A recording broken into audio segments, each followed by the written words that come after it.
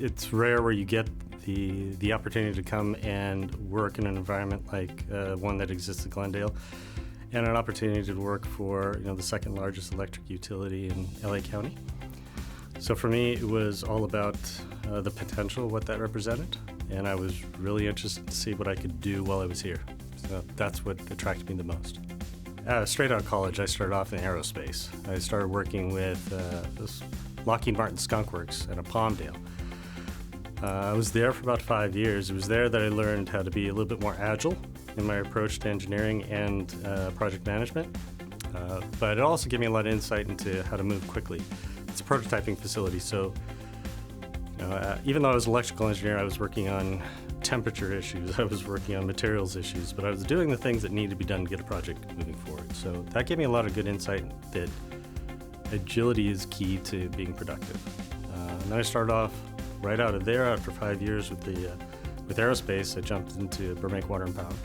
That was the beginning of my utility experience. From there, I got to work on building generation, building complex software systems, essentially building. That's kind of been my mainstay from that point on. When I came to Glendale, I planned on and I've been lucky enough to implement that same thing, that same process, jumping into large-scale projects, building out things that are going to outlive me, but will be a major component of the community of Glendale. We have Grayson that needs to be finished. We got another year before we'll have generation online and the batteries implemented. We have Shoal Canyon, the biogas facility that's on a roll. Hopefully we'll have that done here this year. That's going to present, that's about 10% of our load that's coming from that facility around the clock.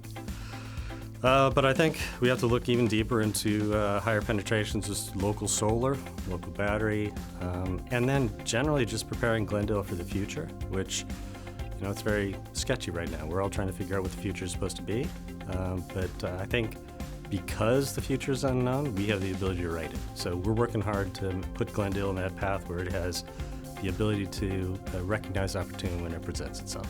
For me, what is most exciting is just the lack of clarity. I know that scares a lot of people, right?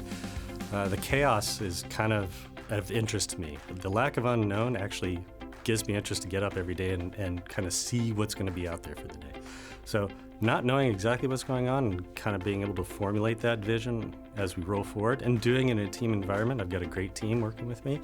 I think that's what gets me going every day. My job is all about improvement.